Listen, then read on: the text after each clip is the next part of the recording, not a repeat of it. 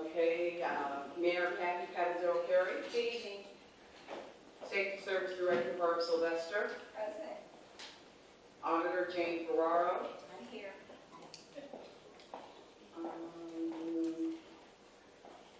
Assistant Law Director Edmund Mack. Present. Chief Counsel Bill Bartos. Present. Economic Development Director David Maley. Present. Income Tax Budget Director Lori Patagiti-Moron. Present. Code Enforcement Officer Jimmy Johnson. Present. Honorable Judge Ed Elam. Present. Community Development Director Samantha Walters. Present. Is there anyone from administration I might have missed? That's it, President Pro Tem. Thank you. And for the record, we have 5 of our members, or 6 of our members of council present, and the president. We will start first with community development. Mr. David Bailey did have some information he wanted to share about a recent magazine article.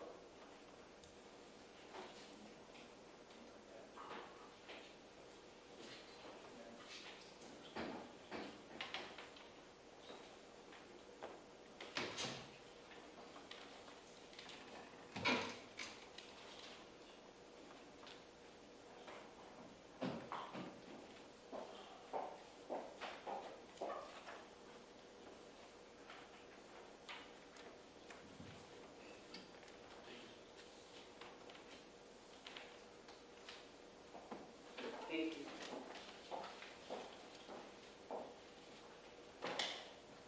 Good evening. I just wanted to briefly share with you this. We had this magazine. It's called Akron Life magazine, distributed up in Stark, Portage, I believe Wayne, and Summit counties. We had this magazine dropped off to us last week, and I wanted to share with you a copy of an article they did about Massillon. A very well done article highlighting not only our streetscape but Duncan Plaza, etc. I don't know a lot about the magazine. I did do some research on their website. They do have about a subscription of about 15,000 people, or subscription I should say.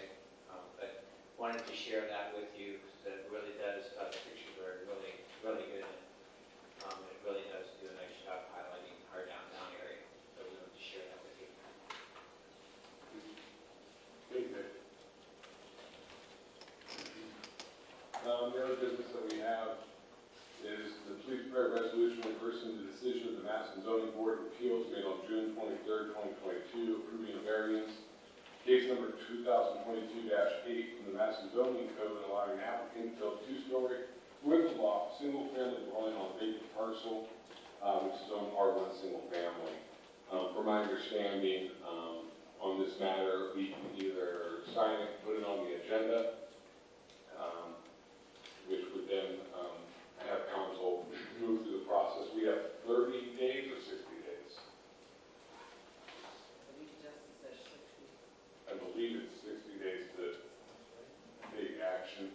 Either way, if we don't sign it, it becomes a dead issue and the time will expire. If we do sign it, we can have further discussion and make a decision as to whether or not we want to approve the zoning board of appeals decision or if we want to overturn it.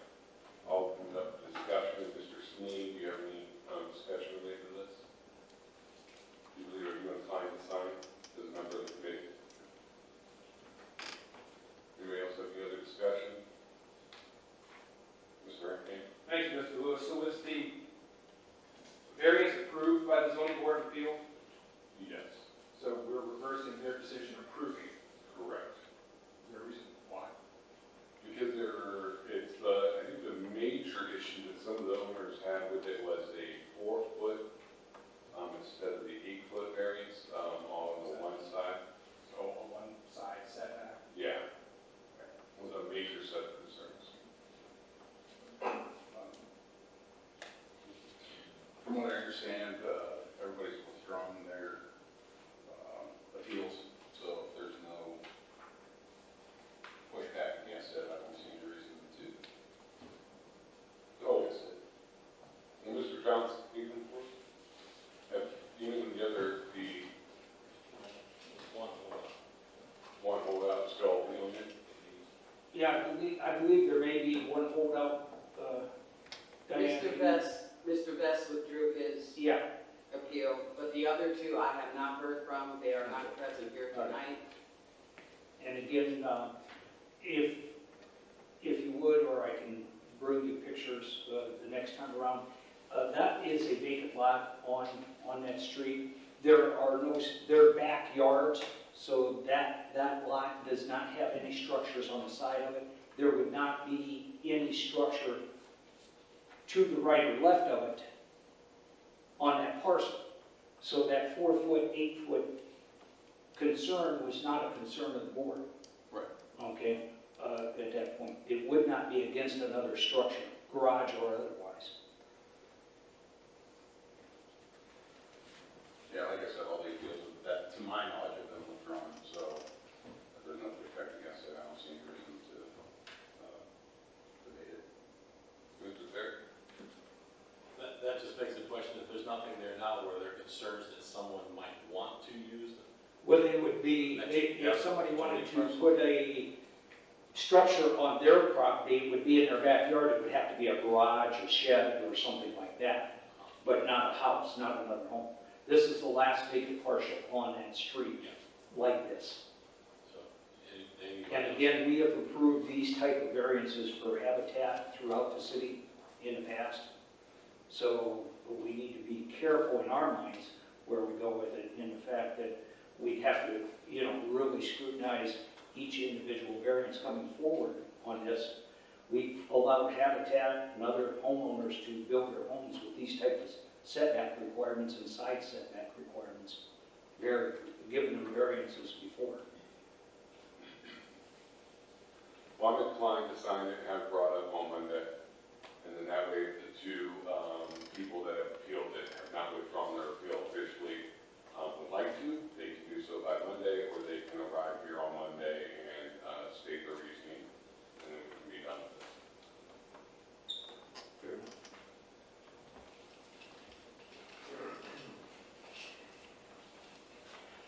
That is all. Economic development? Nothing right now. Health and welfare? I have nothing. Parks and Rec? They have nothing, I believe. Police and fire? Nothing for police and fire, Mr. Lewis. Public utilities? Nothing for public utilities. Rules and courts are not here. Streets and, Ted, did he say anything to you? Mike, I'm sorry, did Mike say anything that was new to discuss rules and courts? No. I know that they did have the one piece, but I think we were just waiting 2 weeks or something, so it'll come up for second reading. Streets and highways? Thank you, Mr. Lewis. Yes, we do have one. I believe this is mostly just boilerplate stuff, but I would ask the Safety Service Director just to clarify in case there are some things that I overlooked, that this is business as usual, if there's any stark changes, big time changes that I'm aware of.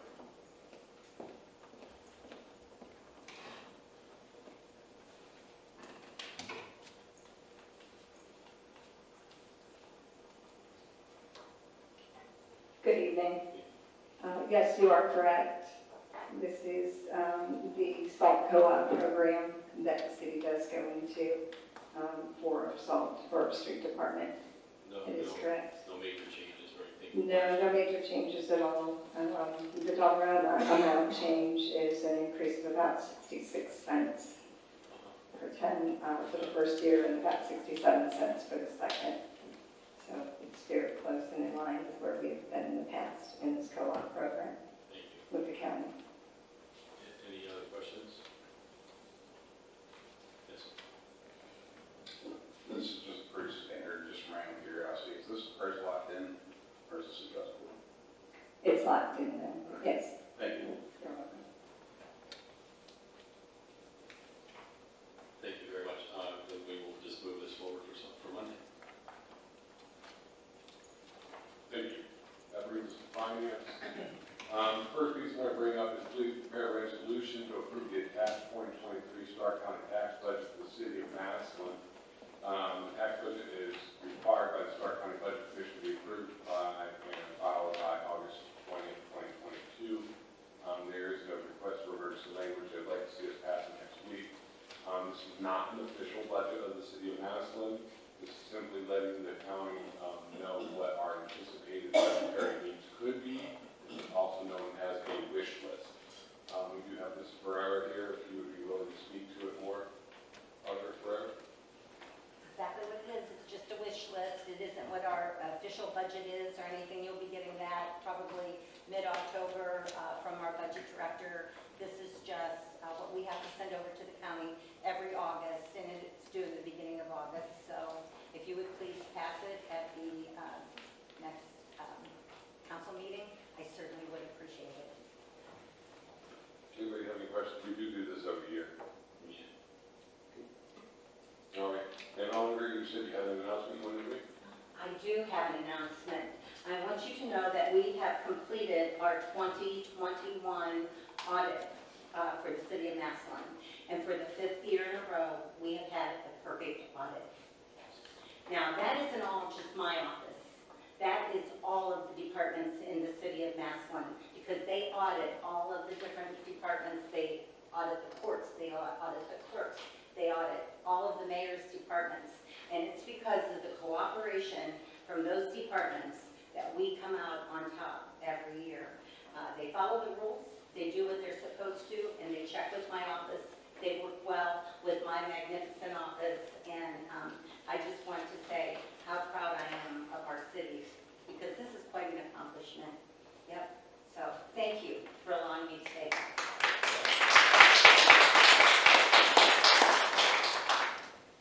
Thank you. All right, we're going to move on. We have numerous pieces that we're going to just briefly go over tonight because we're actually not able to address them this morning. One of them is coming from the law department. That legislation makes certain transfers. Mr. Bartos did speak to me and said that Mr. Richard would like to speak to that directly. We can do this one of two ways. We can sign it and put it on the agenda for first reading, or we can just wait 2 weeks and have Mr. Richard speak to us then at that time and then make a decision if we want to put it on the agenda. I'll just go ahead and sign it. I've got a pretty good understanding. So we will have Mr. Richard here next week to have further discussions so that we can make an informed decision, but we're at least get it moving forward.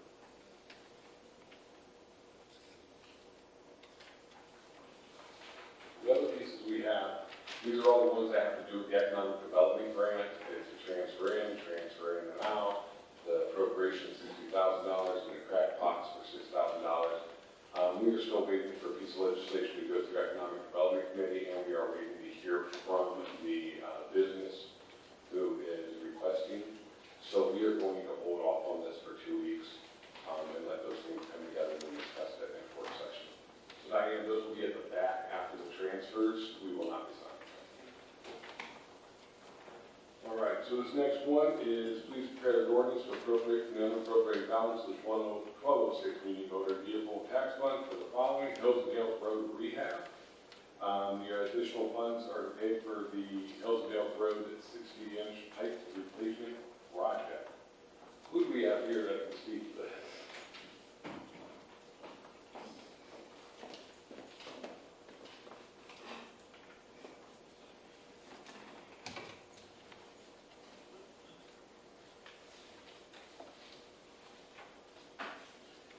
Okay, this is the first request. That is our follow-up. As council will remember, we came before you to go back out to bid because of the bids that came in 10% above the amounts. We had to reject the bids.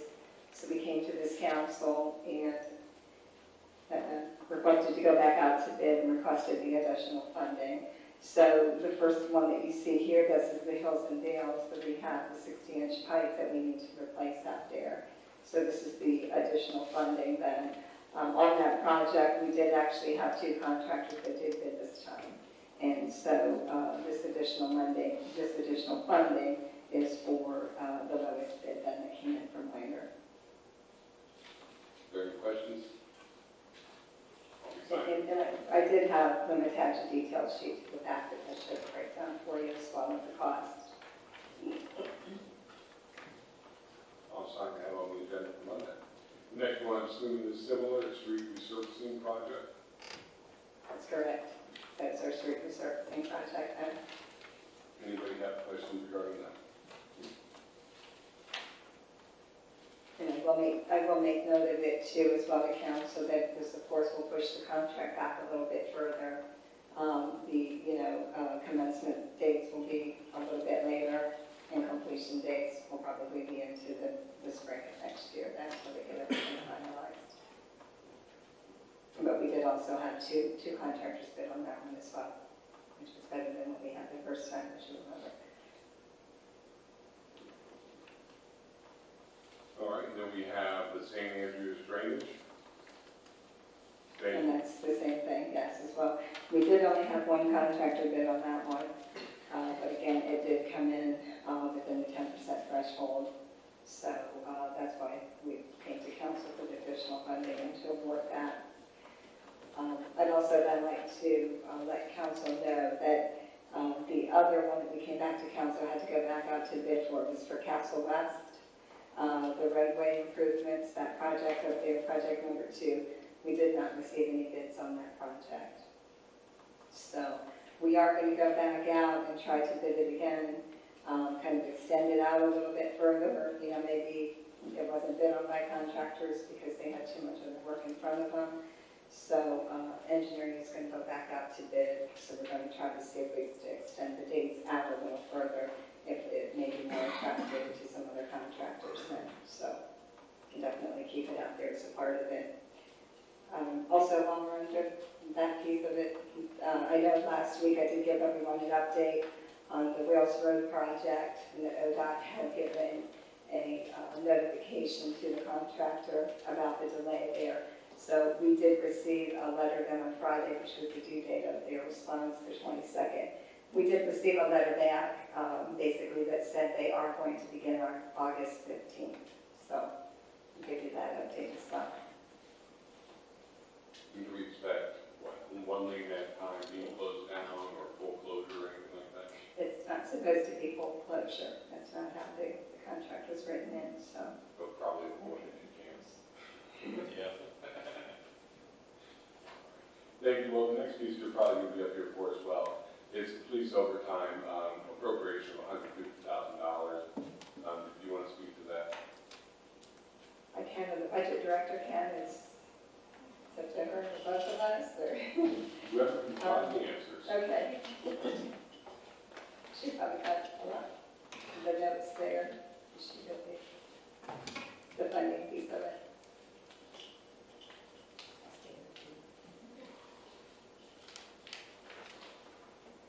Good evening, Council. Yes, I'm putting this through for the overtime piece. It should go, I'm not going to make any promises, to the end of the year, but we are at 38 officers right now.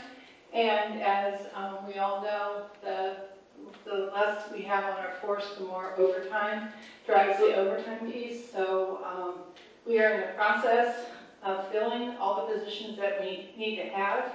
So we hope to be back up, but it's going to be a process because we have a couple hired in right now. We have conditional offers out to some that already have OPADA, and then we have conditionals out to some who do not have OPADA, and they have to have the OPADA training before we can put them on the street. So it is a long process.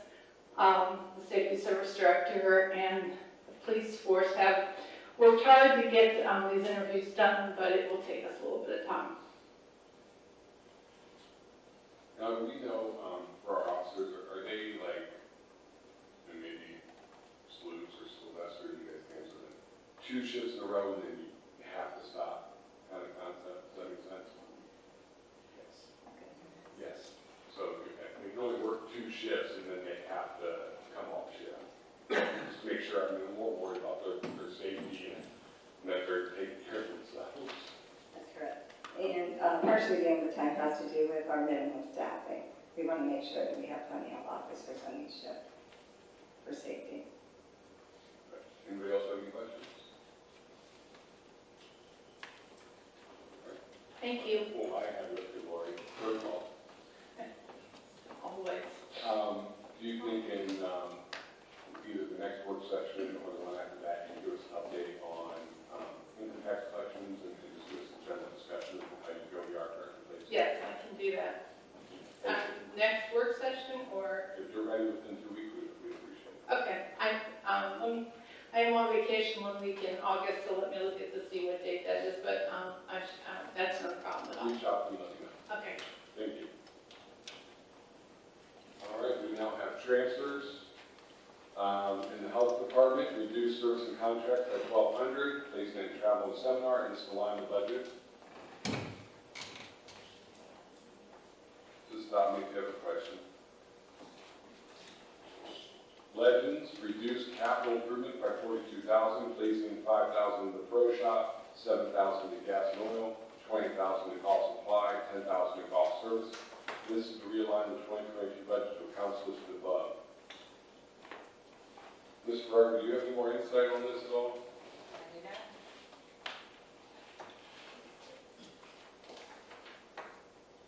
It is money that they already had appropriated to, and they're just moving it around.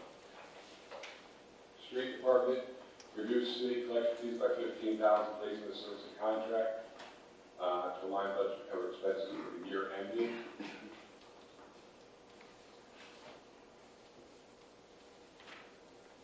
This Sylvester, do you know what contracts they're trying to fulfill? The street department one?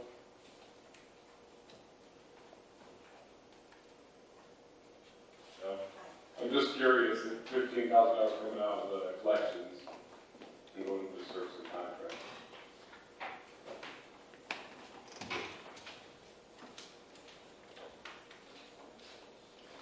I do the additional funding that they need in their budget for the services and contracts. We've done we've outsourced and have painted the railings on the Tremont Viaduct, as well as we want to do the Lincoln Way Viaduct. We need to make, we've made some repairs on those, as well as want to paint those. They're painted and need to look better for our 2 viaducts. The only other thing I have, I believe, would be ordinance 109 that was non-committee. I believe it'll come back the second council meeting in August, so let's see what date that is. So that would be August 15th. It'll come back up for council to vote and see if it should go onto the agenda to be further considered. Yes, no, that's the way it's written up in the rule. Yeah. So until then, we can discuss it, or wait, or whatever we want to do. Ms. Lombardi, do you want to have any discussion this evening, or? I just wanted to mention that, because Mr. Perry had asked why, when we bring legislation through non-committee, it has to be voted on before it can go to second reading. So we have to wait 2 council meetings to make that vote after it's been introduced. So with that said, Anybody has questions about that? We have a judge here tonight. If there's any questions about this, we have some paperwork here. We have judges here tonight. If there's any other questions you want to answer, there's a lot of alternatives. I don't have any questions, Ms. Lombardi, do you have